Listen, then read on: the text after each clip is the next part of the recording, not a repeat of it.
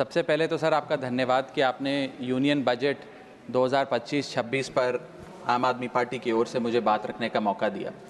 Sir, इस budget को सरकार ने मिडिल क्लास का बजट कहकर बताया और कहा कि ये मिडिल क्लास की सारी समस्याओं का हल है इस बजट में। तो सबसे पहले सर मैं मिडिल क्लास की चर्चा करना चाहूँगा, उसके बाद अपने भाषण के अन्य भागों पे जाता जाऊँगा।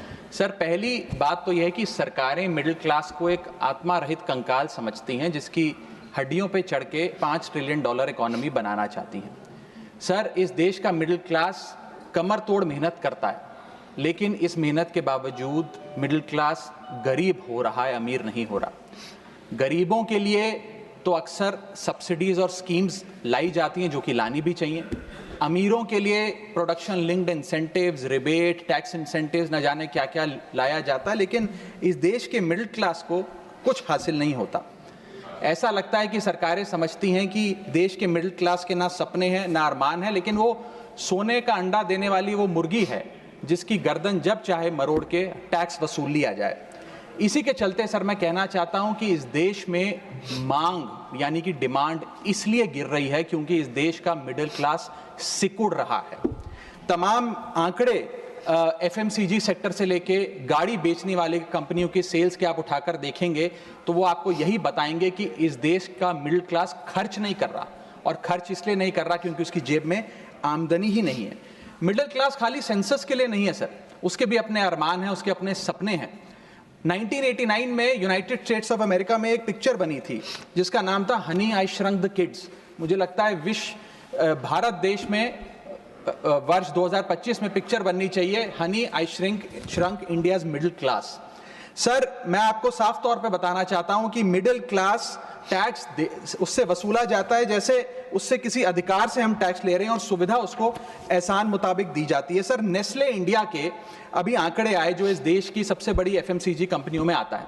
उस आंकड़ों में यह पता लगा कि 8 वित्तीय वर्षों में इस वर्ष सबसे कम ग्रोथ उन्होंने दर्ज कराई है। और जब नेस्ले इंडिया के चेयरमैन से यह बात पूछी गई कि क्यों आप अपनी लोएस्ट ग्रोथ पर आ गए, तो नेस्ले इंडिया के चेयरमैन ने कहा कि भारत का मिडिल क्लास खरीद नहीं रहा, भारत का मिडिल क्लास सिकुड़ रहा है। मैं महंगी गाड़ी और महंगे मकानों की बात नहीं कर रहा सर, लेकिन सस्ती गाड़ी और सस्ते मकान जो मिडिल क्लास खरीदता है उनकी डिमांड घटती जा रही है, उसकी प्रोडक्शन घटती जा रही है, जिसका सीधा इंपैक्ट हमारी इकोनॉमी पर है। काफी चर्चा हुई सर सरकार द्वारा कि हम मिडिल क्लास के लिए 12 लाख की टैक्स रियायत लेकर आए। मैं सर बतौर चार्टर्ड अकाउंटेंट ये बताना चाहता हूं कि ना ही ये टैक्स एग्जेम्पशन है, ना ही ये टैक्स डिडक्शन है, ये एकमात्र टैक्स रिबेट है। इस रिबेट का स्वागत हम सब करते हैं, हम सबको खुशी हुई, लेकिन मैं आपको इन तीनों में फर्क बताना चाहता हूं और ये दिखाना चाहता हूं कि कैसे चोर दरवाजे से इंडियन मिडिल क्लास से अभी भी इनकम टैक्स वसूला जा रहा है। पहली चीज सर, ये इनकम टैक्स एग्जेम्पशन नहीं है। एग्जेम्पशन होता है जैसे एक सोर्स ऑफ इनकम पर इनकम टैक्स लगे ही ना, जैसे कि इस देश में एग्रीकल्चरल इनकम, खेती बाड़ी से जो कमाई होती है उस पर कोई इनकम टैक्स नहीं लगता। ये वो नहीं है। ये टैक्स डिडक्शन भी नहीं है। टैक्स डिडक्शन होता है कि फर्ज करिए आपने साल में 15 लाख रुपए कमाए, इनकम टैक्स डिडक्शन आपको 12 लाख रुपए की मिली, तो 15 घटा 12 3 लाख पर आपको इनकम टैक्स देना पड़ेगा। ये टैक्स डिडक्शन भी नहीं है, ये टैक्स रिबेट है। यानी कि 12 लाख तक अगर आपने पैसा कमाया साल में तो आपको इनकम टैक्स नहीं देना, लेकिन जैसे ही 12 लाख से ज्यादा, फर्ज करिए आपने 12 लाख 1,000 रुपए कमाया, तो पूरे 12 लाख 1,000 पे आपके स्लैब अनुसार आपसे इनकम टैक्स वसूला जाएगा। और दूसरी चीज, कैपिटल गेन्स पे, यानी कि अगर आप अपने कोई मकान बेचते हैं, सोना बेचते हैं, इक्विटीज बेचते हैं, शेयर्स बेचते हैं, उस पर जो कैपिटल गेन पे, मुनाफे पे लगता है टैक्स, वो इस 12 लाख की सीमा में नहीं आएगा, उस पे आपको अतिरिक्त टैक्स देना पड़ेगा। सर, लेकिन इस 12 लाख की रियायत से कितने लोगों को भारत देश में फायदा हुआ, यह भी समझने की आवश्यकता है। हम 140 करोड़ की आबादी वाले देश में रहते हैं, जिसमें मात्र 8 करोड़ लोग इनकम टैक्स की रिटर्न भरते हैं, और इन 8 करोड़ लोगों में से मात्र 3 करोड़ लोग इनकम टैक्स भी भरते हैं। यानी कि 8 करोड़ लोग इनकम टैक्स की रिटर्न भरते हैं, 5 करोड़ लोग जीरो इनकम दिखा के अपनी इनकम टैक्स की रिटर्न भरते हैं, जीरो टैक्सेबल इनकम, और उनसे कोई इनकम टैक्स नहीं वसूलती। लेकिन जो बाकी 3 करोड़ बचे मात्र वो ही इनकम टैक्स भरते हैं। तो किन लोगों का फायदा हो रहा है ये भी समझने की आवश्यकता है। और इसका मुकाबला आप करिए सर, सीएमआई का डेटा बताता है कि इस देश में कंजम्पशन के आधार पे 43 करोड़ इंडियन, 43 करोड़ भारतीय भारत की मिडिल क्लास में आते हैं। 43 करोड़ में से मात्र 2 से 3 करोड़ लोगों को ही इसका फायदा होने जा रहा है। उसका हम स्वागत करते हैं, लेकिन बाकियों के लिए क्या? वित्त मंत्री जी ने यह फैसला जब सुनाया तो कहा कि इससे भारत की कंजम्पशन बढ़ेगी, खपत बढ़ेगी और इकोनॉमी का चक्का, इकोनॉमी का पहिया चलने लग जाएगा। मैं आपको बताना चाहता हूं और इस सदन में भविष्यवाणी करता हूं सर कि इस टैक्स रियायत से इस देश की कंजम्पशन नहीं बढ़ने वाली।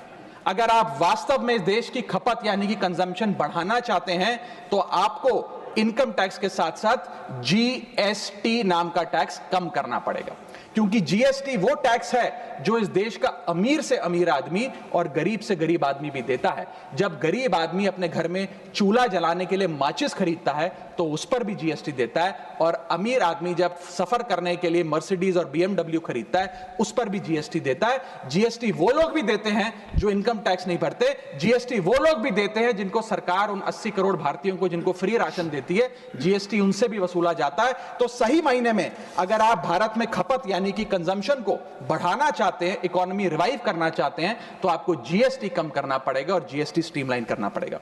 सर, मिडिल क्लास इस देश का सबसे देशभक्त क्लास है जो सबसे ज्यादा टैक्स देता है। और सर, जब नौकरी से लौटता हुआ साधारण पैंट शर्ट पहने मिडिल क्लास का आदमी मेट्रो की लाइन में खड़ा होता है तो उसे यह चिंता नहीं होती कि घर जाकर कौन सी पिक्चर देखूंगा या कौन सा पकवान खाऊंगा। उसे यह चिंता होती है कि मैं अगले हफ्ते अपने बच्चों की फीस कैसे भरूंगा, बाबूजी का ऑपरेशन कैसे कराऊंगा, या बड़े साल नौकरी कर ली, अब एक स्कूटी खरीद लेता हूं। लेकिन जब बाजार जाता है तो पता लगता है वो स्कूटी जो 4 लाख की जो 40,000 की मिलती थी वो अब 1 लाख रुपए की मिलने लगी, या वो ऑल्टो गाड़ी जो 3-3.5 लाख की मिलती थी अब 10 लाख रुपए की मिलने लगी। ये सच्चाई है सर, और इसलिए है क्योंकि सर सैलरी बढ़ती नहीं, बचत होती नहीं, सिर्फ और सिर्फ महंगाई बढ़ती है।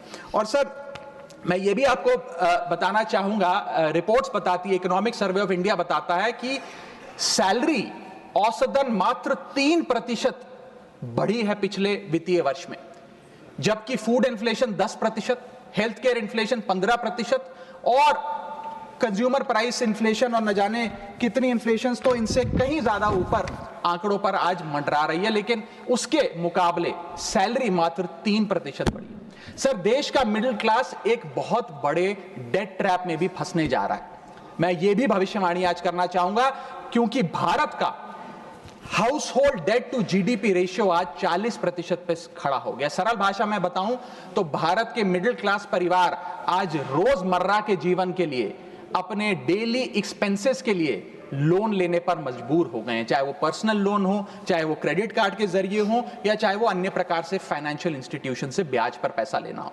यानी कि जो सैलरी 1 तारीख को आती है वो पहले ही आपके रोजमर्रा के जीवन में जो आपने खर्चा करने के लिए ब्याज पर पैसा लिया हुआ है उसके भुगतान में लग जाती है, और इंडिया का मिडिल क्लास एक डेट ट्रैप में फंसता जा रहा है। ये लोन कोई मकान बनाने के लिए या दफ्तर खरीदने के लिए या एसेट क्रिएशन के लिए नहीं है, ये day to day expenses meet करने के लिए, जो भारत के मिडिल क्लास को एक डेट ट्रैप में खड़ा करता जा रहा है।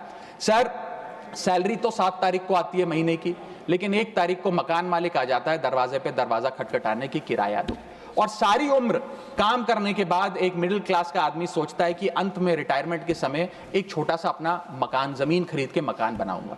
जमीन खरीद के मकान बनाना तो छोड़िए सर, आज रियल एस्टेट के प्राइसेस आपकी अर्निंग्स, मिडिल क्लास की अर्निंग्स के मुकाबले इतने ज्यादा हैं कि रिटायरमेंट 2-3 जन्म काम करने के बाद, रिटायरमेंट लेने के बाद भी शायद वो 2 BHK अपार्टमेंट भी नहीं खरीद पाएगा। इसीलिए मिडिल क्लास आज सरकार को वो गाना सुनाना चाहता है कि सारी उम्र हम मर मर के जी लिए, एक पल तो अब हमें जीने दो। सच्चाई यह है सर कि मिडिल क्लास के घरों में जब कभी शादी का कार्ड आता है तो चिंता हो जाती है कि सगन में कितना पैसा देना पड़ेगा, और साथ ही साथ नया सूट सिलवाना पड़ेगा, ट्रेन का खर्चा हो जाएगा, एटसेट्रा। सर, मिडिल क्लास के साथ साथ मैं दूसरा बड़ा मुद्दा जो आज इस वक्तव्य में आपके सामने पेश करना चाहूंगा सर, वो है रेलवे का।